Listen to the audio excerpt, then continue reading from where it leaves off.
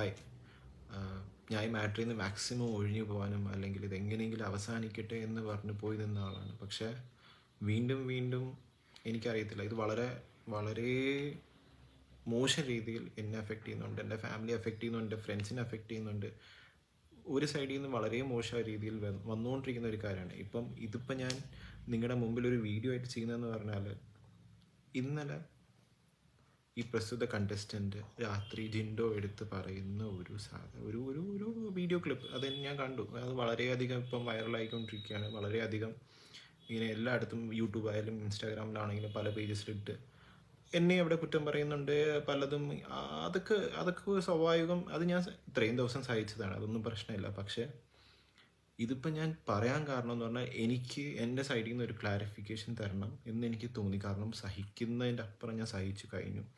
ഇതിൻ്റെ മേളിൽ എനിക്ക് പിടിച്ചു നിൽക്കേണ്ട ആവശ്യമുണ്ടോ എന്ന് ചോദിച്ചു കഴിഞ്ഞാൽ എനിക്കറിയാം. കാരണം കള്ളങ്ങളുടെ മേളിൽ കള്ളങ്ങൾ പറഞ്ഞുകൊണ്ടിരിക്കുക, സ്റ്റേറ്റ്മെൻറ്റ്സ് പലതും മാറ്റിക്കൊണ്ടിരിക്കുക. എനിക്കത് പ്രൂവ് ചെയ്യാൻ പറ്റുന്നതുകൊണ്ടാണ് ഞാൻ ഇപ്പോൾ ഈ വീഡിയോ ചെയ്യുന്നത് തന്നെ.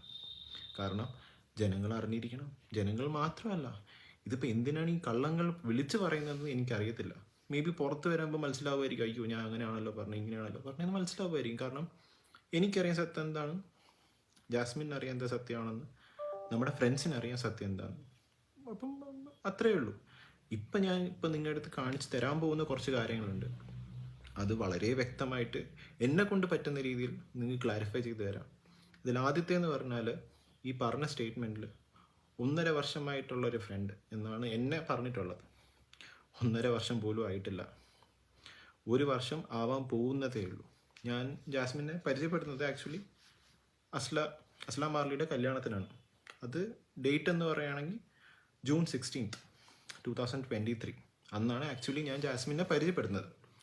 ഇനി ഇവളുടെ സ്റ്റേറ്റ്മെൻറ്റ് ഞാൻ കാണിച്ചു തരാം. നിങ്ങൾ കണ്ടിട്ടുണ്ടാവും, പക്ഷെ എന്നാലും ഞാൻ കാണിച്ചു തരാം.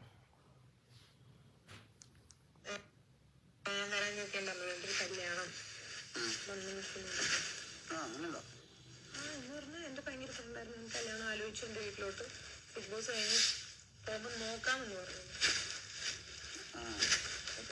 റിലേഷൻ അല്ല, നമ്മള് പറയില്ലേ നോക്കാം. എനിക്കറിയാം. ഇപ്പം നിങ്ങളിതുപോലെ അതുപോലെയില്ല, നോക്കാം. എനിക്ക് മോതിര ചടങ്ങൊന്നും അറിയില്ല. ഇപ്പൊ ഈ പറഞ്ഞ ആളുണ്ടല്ലോ, പുള്ളിക്ക് എന്റെ എല്ലാ കാര്യങ്ങളും അറിയാവുന്ന. കാരണം എന്റെ ഫ്രണ്ടായിരുന്നു, 1.5 വർഷത്തോളം എന്റെ ഫ്രണ്ടാണ്. പണപ്പെട്ടി വന്ന് എടുത്തോണ്ട് പോകും. ഇത് ഇവള് പറഞ്ഞതാണ്. ഇതിൽ 1% പോലും സത്യമില്ല. അതെന്തുകൊണ്ടെന്ന് ഞാൻ പറഞ്ഞുതരാം. അടുത്ത് ഞാൻ ആ പ്രൂഫോടെ ഞാൻ പറഞ്ഞുതരാം. ഇവള് തന്നെയാണ് week 1 ഇതേ സെയിം സാധനം മാറ്റി പറഞ്ഞത്. അത് ആക്ച്വലി എൻ്റെ പേര് ഈ ഷോയിൽ റിവീൽ ആവുന്ന ഒരു സംഭവമാണ്. അത് നിങ്ങളും കാണും.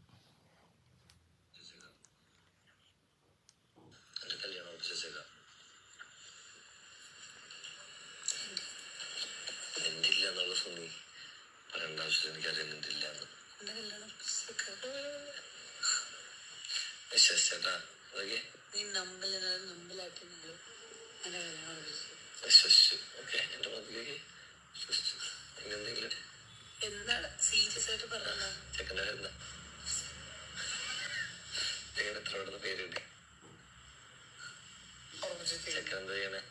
ചൊറി കുത്തി കിടക്കുന്നു.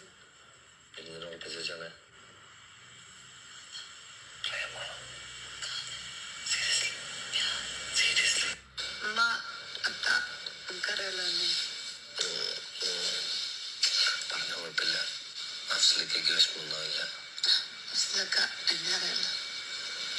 എന്നെ അറിയാലോ.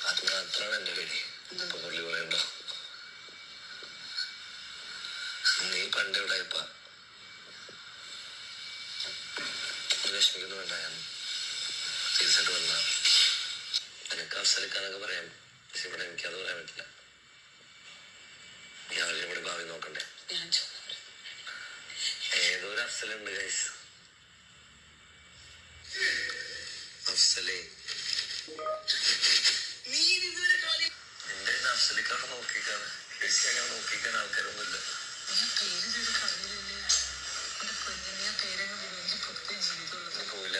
പേടിക്കണ്ട.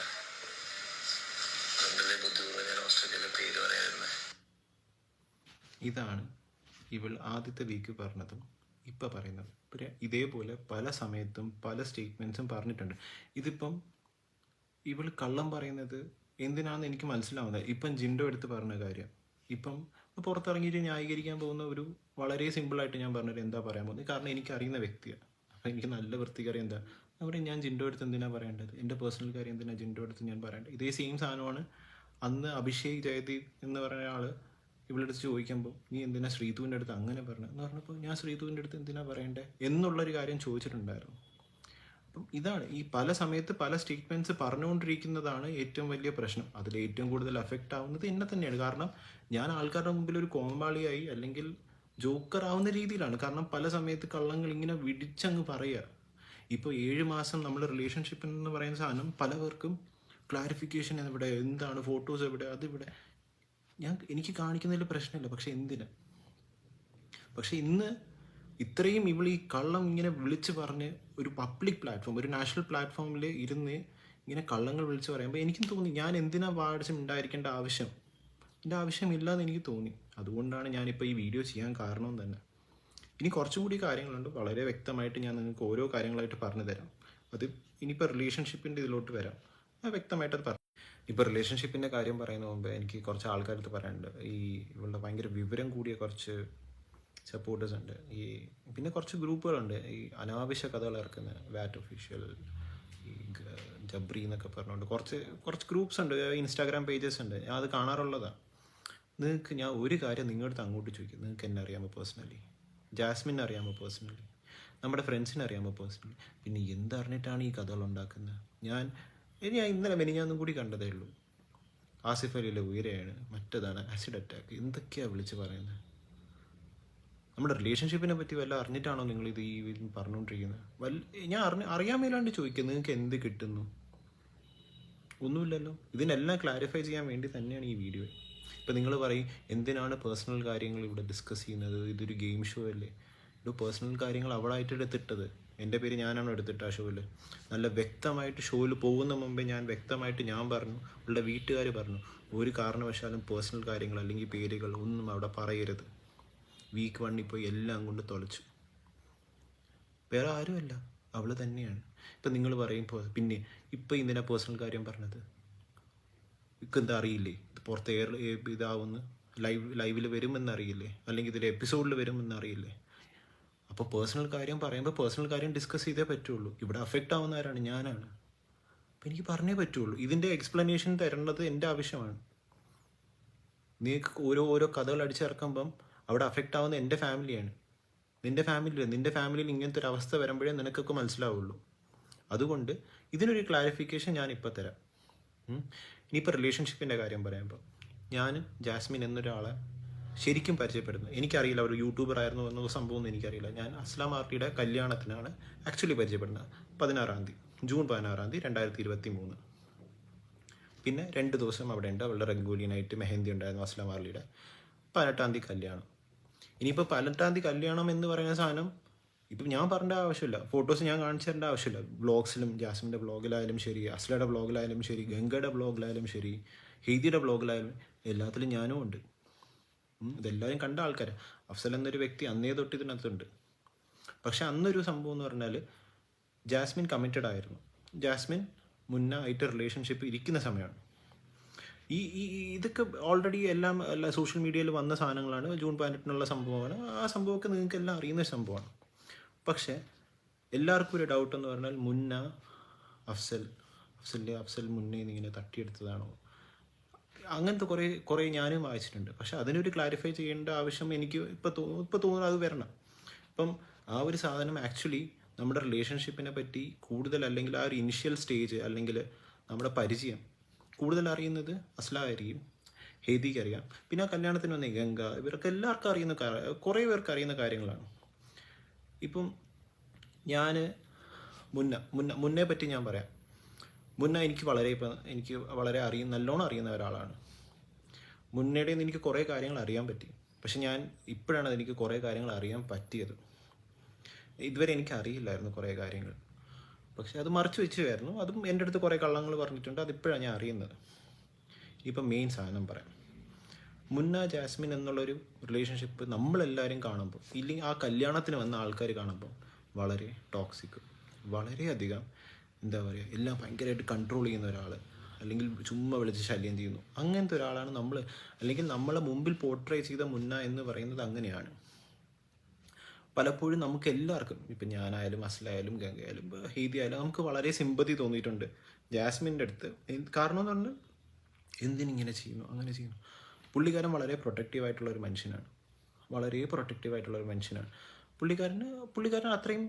ഇപ്പം ഞാൻ ഈ പലപ്പോഴും ജാസ്മിൻ പറയുന്നുണ്ട് അങ്ങനെയാണ് മുന്ന അങ്ങനെയാണ്, പക്ഷേ നമ്മളുടെ മുമ്പിൽ കാണിച്ചൊരു മുന്ന വളരെ ഡിഫറെൻ്റാണ്. ഇതൊക്കെ പറഞ്ഞിട്ട് ഈ ടോക്സിക് ആണ്, ഭയങ്കര അതാണെന്ന് പറഞ്ഞിട്ട് പിന്നെ പറയും എനിക്ക് മുന്നേ ഇല്ലാതെ പറ്റില്ല എന്ന് പറയുന്ന ആളാണ്. അപ്പം നമ്മൾ പലപ്പോഴും ചോദിച്ചിട്ടുണ്ട് എന്തിനാണ്, അല്ലെങ്കിൽ എന്തുകൊണ്ടാണ് ഇങ്ങനെ നിൽക്കുന്നതെന്ന് ചോദിക്കുമ്പോൾ അതെന്നെ കൊണ്ട് കുറേ സഹായിച്ചിട്ടുണ്ട്, അങ്ങനെയൊക്കെ കുറേ കാര്യങ്ങൾ പറഞ്ഞിട്ടുണ്ട്. ലൈഫ് സ്റ്റോറി ഭയങ്കരമാണ്, അത് കുറേ കാര്യങ്ങൾ പറഞ്ഞിട്ടുണ്ട്. ഇനിയിപ്പം മുന്നേടതും എൻ്റെതും എങ്ങനെയാണ് ഈ റിലേഷൻഷിപ്പിലോട്ട് മാറി എൻ്റെതിലോട്ട് വരുന്നതെന്ന് ഞാൻ പറഞ്ഞുതരാം. നമ്മൾ അസ്ലയുടെ കല്യാണത്തിന് 2 ദിവസം കഴിഞ്ഞ്, കല്യാണം കഴിഞ്ഞിട്ട് രാത്രി എല്ലാവരും ഇരിക്കുമ്പോൾ, തമാശയ്ക്ക് എല്ലാവരും ഇരിക്കുന്നത്, ചുമ്മാ തമാശയ്ക്ക് അസ്ല എടുത്തും ഹെയ്തിയൊക്കെ എല്ലാവരും ഇരിപ്പുണ്ട്. അവിടെ ജാസ്മിൻ പറയുന്ന ഒരു സെൻറ്റൻസ് ഉണ്ട്, മുന്നൊക്കെ ഇല്ലായിരുന്നെങ്കിൽ ഞാൻ അഫ്സലാക്കെ കല്യാണം കഴിച്ചത്. ഞാനും ആ സമയത്ത് ചിരിച്ച് കളഞ്ഞാൽ എന്ന് പറഞ്ഞ് ഞാൻ വിട്ടതേ ഉള്ളൂ. പക്ഷെ ഇതിൻ്റെ പിറകെ എന്തെങ്കിലും ഉണ്ടായിരുന്നോ എന്ന് ചോദിച്ചാൽ എനിക്കറിയത്തില്ല.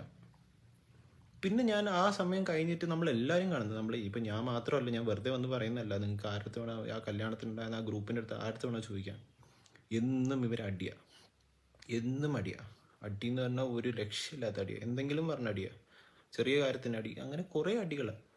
അപ്പം നമ്മളൊക്കെ പറയേണ്ടത് എന്തുവാ ഇത്, ഇങ്ങനെയൊക്കെ ഭയങ്കര വളരെ മോശം രീതിയിൽ ഇത് കരച്ചിലും പിടിച്ചിലും അങ്ങനത്തെ കുറേ സാധനങ്ങൾ നടന്നുകൊണ്ടിരിക്കുക. അപ്പം നമുക്ക് മനസ്സിലാവുന്നില്ല. ഇത് കൂടുതൽ ആക്ച്വലി ഇതിനെപ്പറ്റി കൂടുതൽ എക്സ്പ്ലെയിൻ ചെയ്യാൻ പറ്റുന്നത് ചിലപ്പോൾ ഹെയ്തിയും അല്ലെങ്കിൽ അസ്ലായിരിക്കും. കാരണം എനിക്കതിലോട്ട് പോയി പറയേണ്ട ആവശ്യമില്ല. പിന്നെ അതിന് ശേഷം കാണുന്നതെന്ന് പറഞ്ഞാൽ ഇവർ ബ്രേക്കപ്പ് ആവുന്നൊരു സംഭവമാണ്. ബ്രേക്കപ്പ് എന്ന് പറഞ്ഞാൽ ഇവർ ബ്രേക്കപ്പ് ആവുന്ന August 15th, ഇൻഡിപെൻഡൻസ് ഡേയുടെ അന്നാണ് ഇവർ ബ്രേക്കപ്പ് ആവുന്നത്. ആക്ച്വലി ഭയങ്കര അടിയായിട്ട് ആ സമയത്ത് അസ്ലയും ഹെയ്തിയൊക്കെ അവിടെ ഉണ്ട്. ആ ബ്രേക്കപ്പിൻ്റെ സമയത്ത് ഭയങ്കര അടി, ജാസ്മിൻ ഭയങ്കര അടി, എന്തോ ഒരു കാര്യം പറഞ്ഞിട്ട് അവർ അന്ന് ബിഹൈൻഡ് വുഡ്സിൻ്റെ ഏതോ ഒരു ഇൻ്റർവ്യൂവിൻ്റെ സമയത്താണ് ഈ പ്രശ്നം ഉണ്ടാകുന്നത്. ഡ്രസ്സിൻ്റെ കാര്യത്തിലോ എന്തോ ആണ്, എനിക്ക് ഓർമ്മയില്ല. ആ ഒരു സമയത്താണ് ഇവർ ബ്രേക്കപ്പിൻ്റെ ഒരു സംഭവം ഉണ്ടാകുന്നത്. പിന്നെ കുറച്ച് കാര്യങ്ങളുണ്ട് മുന്ന എന്നോട് പറഞ്ഞത്, അത് ഈ ഷോ പോയി കഴിഞ്ഞിട്ടാണ് ഞാൻ ആക്ച്വലി അറിയുന്നത്.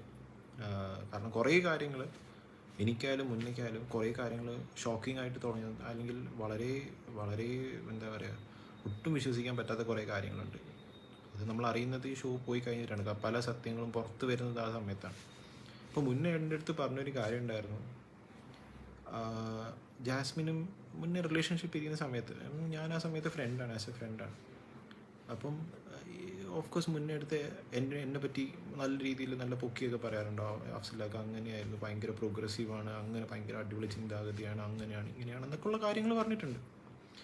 ഭയങ്കര ഇതാണ്, ഭയങ്കര ഫ്രണ്ട്ലിയാണ്, അതാണ്, അങ്ങനെ കുറേ കാര്യം. അപ്പം മുന്നേക്ക് ആക്ച്വലി അത് ഓഫ് കോഴ്സ് ഒരു റിലേഷൻ ഇതായിരിക്കുമ്പോൾ ഓഫ് കോഴ്സ് അത് ഇഷ്ടപ്പെടില്ല.